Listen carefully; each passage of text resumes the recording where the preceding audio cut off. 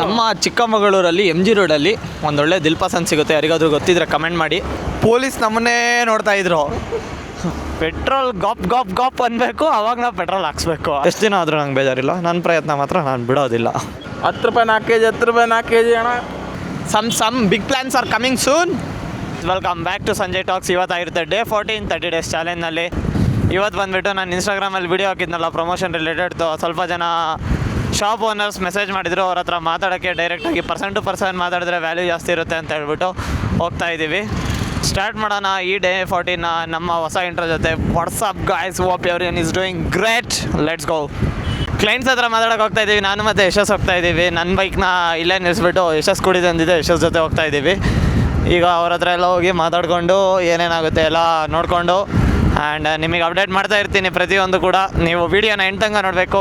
ನಾವು ಯಾವ ಥರ ಪಿಚ್ ಮಾಡ್ತೀವಿ, ಎಲ್ಲೆಲ್ಲಿ ಹೋಗ್ತೀವಿ, ಏನೇನು ಮಾಡ್ತೀವಿ ಅನ್ನೋದು ನಿಮಗೆ ಗೊತ್ತಾಗುತ್ತೆ. ಇವಾಗ ಬಂದುಬಿಟ್ಟು ಸಂಜೆ ಅರೌಂಡ್ 4:45 ಆಗಿದೆ. 4:45 ಹೊಡಿದ್ದೀವಿ. ಪೆಟ್ರೋಲ್ ಎಲ್ಲ ಹಾಕ್ಸಂಗೆ ಗೊತ್ತಿಲ್ಲ ಯಾಕಮ್ಮ. ಈ ಕಡೆಯಿಂದ ಎಂಟ್ರಿ ಅನಿಸುತ್ತೆ. ಗಾರೆ ಹಾಕಿದ್ದಾರೆ. ಇಲ್ಲ ನಮ್ಮ ಸರ್ರು ಪೆಟ್ರೋಲ್ ಹಾಕ್ಸ್ಕೋಬೇಕಂತ ಪೆಟ್ರೋಲ್ ಹಾಕ್ಸ್ಕೊಂಡ್ರು.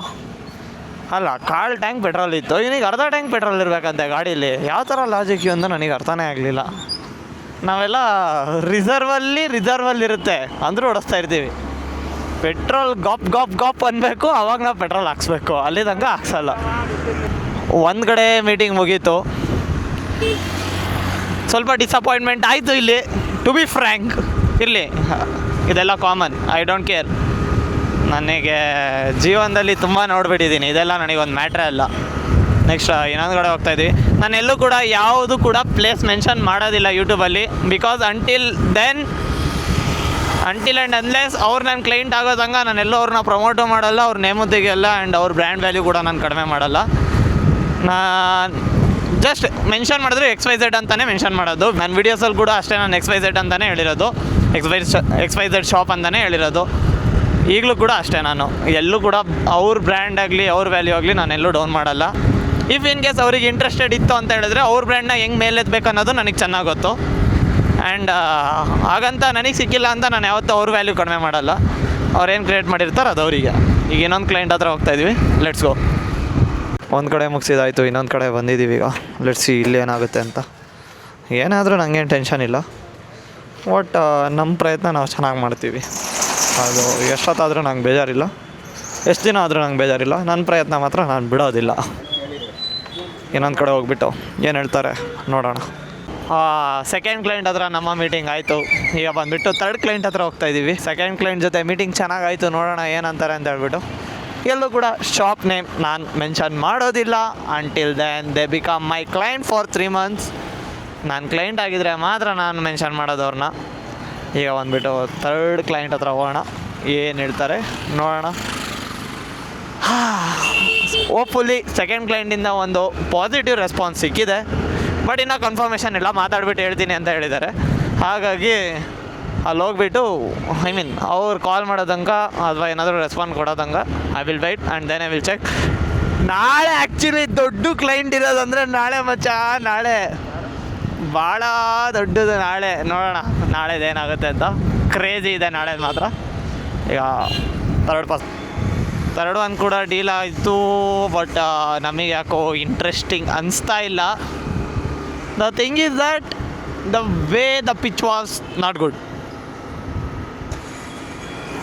ಆಟ ಆಡೋಕ್ಕೆ ಪಿಚ್ ಸರಿ ಇರಲಿಲ್ಲ. ನೋಡುವ, if goes good we will talk. But the second one was good compared to all 3. Second one was good and we are going for 4th one. And 4th one ಆದಮೇಲೆ ಇನ್ನೊಂದಿದೆ, ಬಾಕಿ ಉಳಿದಿದೆ 5th one.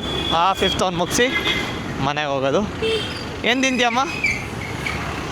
Gobi ತಿನ್ನೋಣ, chicken samosa ತಿನ್ನೋಣ? 5 ಮುಗಿದ್ಮೇಲೆ ಆಮೇಲೆ decide ಮಾಡೋಣ. ನೋಡೋಣ.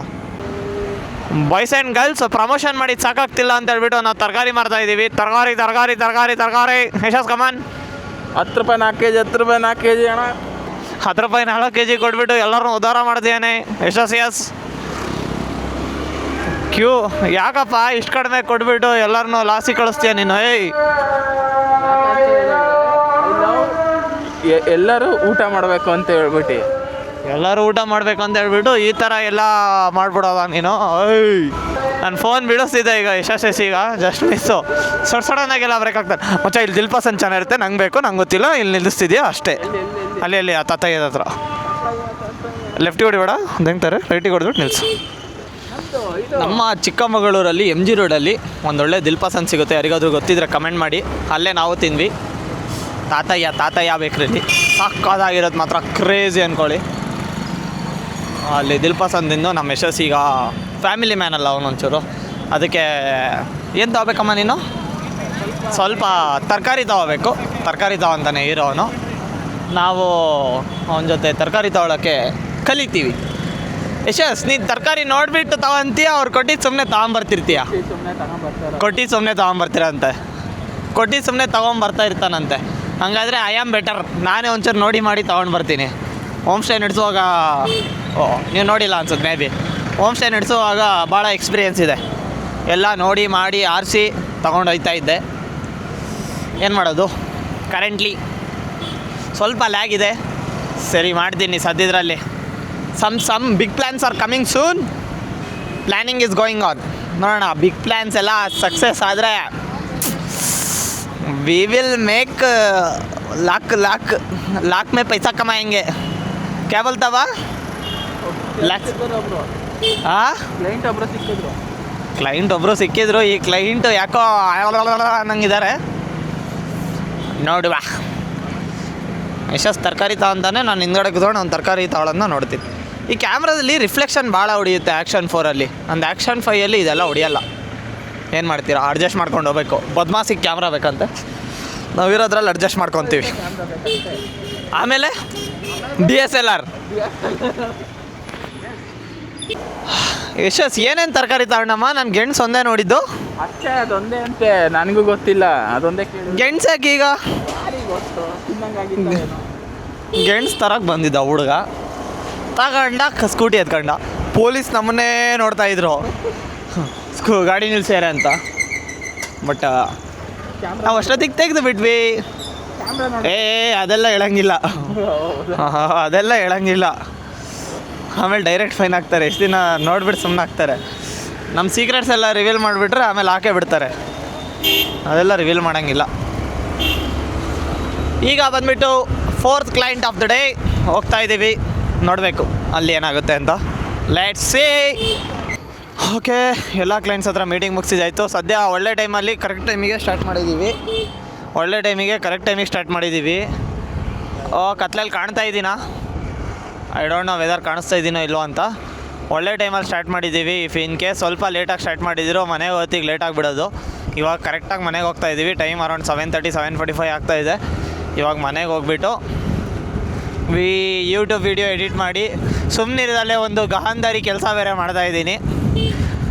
ಕಾಸಿಗೆ ರಿಪೋರ್ಟ್ ಮಾಡ್ತೀನಿ ಅಂತ ಇಸ್ಕೊಂಡ್ಬಿಟ್ಟು ಇಂಜಿನಿಯರಿಂಗಿಂದು ಬಹಳ ತೊಂದರೆ ಸಿಗಾಕೊಂಡಿದ್ದೀನಿ. ನೆನ್ನೆ ರಾತ್ರಿಯಿಂದ ಮಾಡ್ತಾಯಿದ್ದೀನಿ, ಮುಗಿತಾ ಇಲ್ಲ. ಲಾಸ್ಟ್ ಇನ್ನೊಂದು 10 ಪೇಜಸ್ ಇದೆ, ಅದನ್ನು ಮಾಡಿಬಿಟ್ರೆ ಮುಗಿದೋಗುತ್ತೆ.